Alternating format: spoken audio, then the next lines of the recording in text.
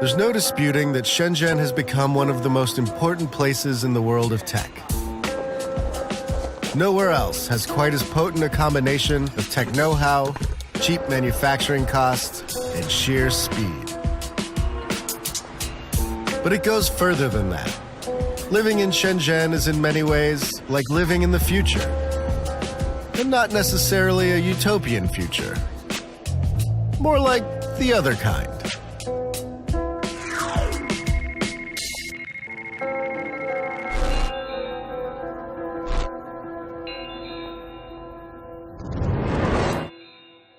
Consider Zowie.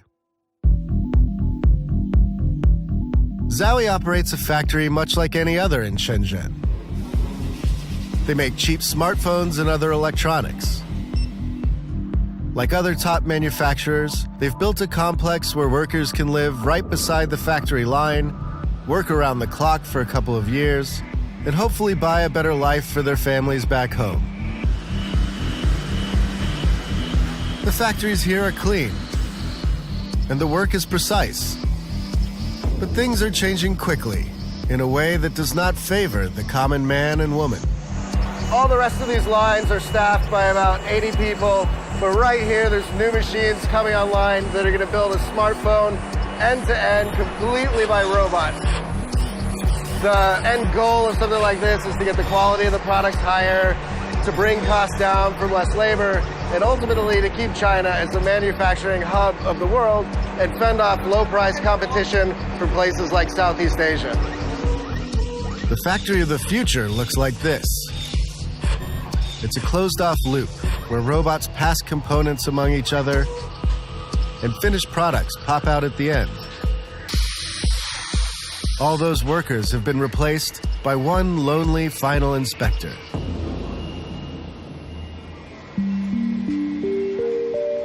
It's a strong sign that the future of Shenzhen is less for these guys and more for these guys.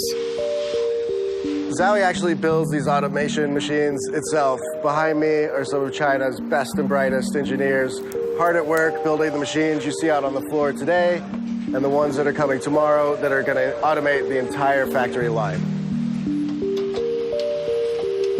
Nowhere will face more turmoil than Shenzhen as the robots rise and send millions of workers to the unemployment line. But it's not just the working class that's facing a dark future. There are dystopian innovations that seem to touch every facet of life here. I ran into one example of this while attempting to rehydrate.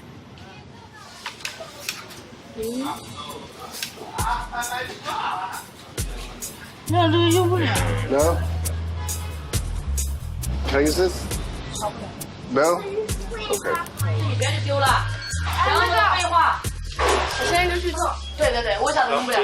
Does it work? Okay. After some investigation, I discover what's going on here, and it has to do with these things. QR codes. You know the drill. You scan the code, and something pops up on your phone, like a promotion or discount. America laughed these things off years ago, but here, they run the entire economy. Cash and credit cards are history. Instead, you scan QR codes to pay for everything. Restaurants, groceries, even buskers.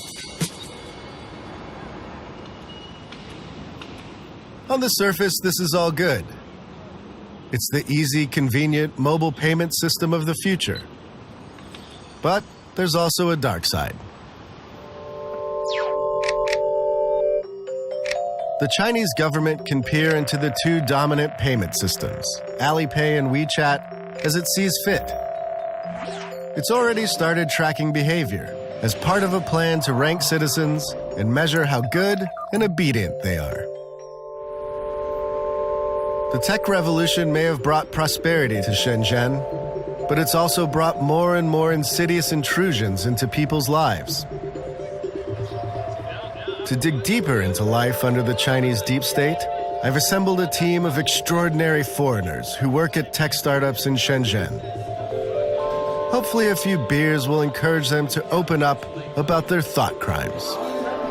Living in a very tightly regulated communist country, does that bother you, or you don't care? Like the presumption, at least that I got before I came from Australia, you're sort of like moving into sort of like a militarized state kind of thing. Like things are gonna be really intense. But like you take a beer, you just like walk down the road, hang out in the park, fine. Yeah. Do that back in my hometown, Australia, like straight to the cop house. Yeah. Like, But then play spike ball on the grass, and then all of a sudden, the cops come and stop Well, you. you jaywalked and you had facial recognition. The craziest thing, I actually got this. Yeah, so I was jaywalking in Nanshan, and all of a sudden I got a fine to my WeChat. Was it instant? It was about 20 seconds after, I guess. And I had money in my balance, it just went straight out. And this is just the most incredible thing. You didn't even- It just came straight out. Didn't even authorize And it. that was incredible. That's crazy. It's true. Try to jaywalk in certain parts of Shenzhen, and the government's facial recognition will spot you. There's even a board of shame showing the faces of recent offenders. I'm surprised and very, very worried that they have your face in the facial recognition. They have everyone's, though. I mean, when you get It's across like the when border, you go across the border, they they take do that the whole picture. scan Yeah, thing. exactly. Oh, Yeah, so it's God. all in the system. They know where you are. You know? Scary. It gets even scarier because Big Brother is watching what you do online too. Most of the websites we know and love are blocked in China, replaced with Chinese equivalents that the government can monitor, a sort of mirror universe internet. I asked my friend Diane, a Shenzhen native, to help break this down. Appropriately enough, she took me to this restaurant staffed entirely by robots. That's some gnarly looking chicken. Is that chicken?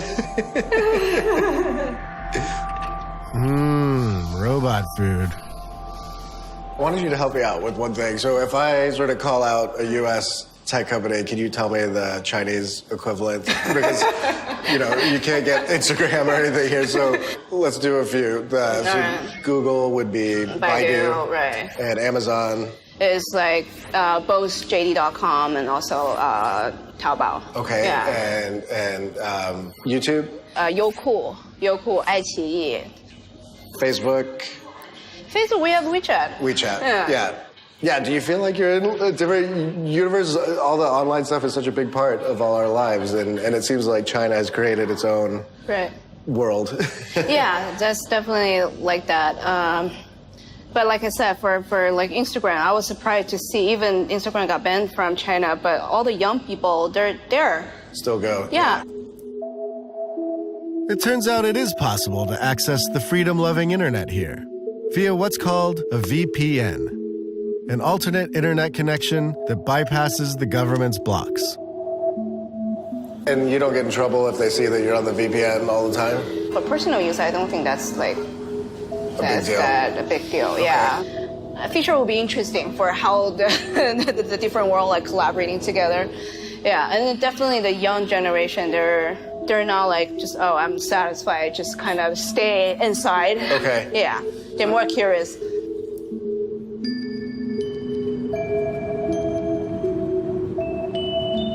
I came to Shenzhen hoping to find some kind of ground truth, a clear picture of what China's growing tech prowess will mean for the rest of us.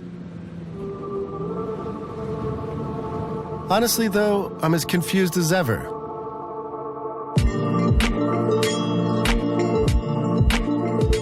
This city is full of energy, desire, and creativity. But exactly how those traits are channeled in the years ahead remains an open question. My hope is that the best parts of our human nature get a chance to thrive, and that 1984 can wait a few more decades to arrive.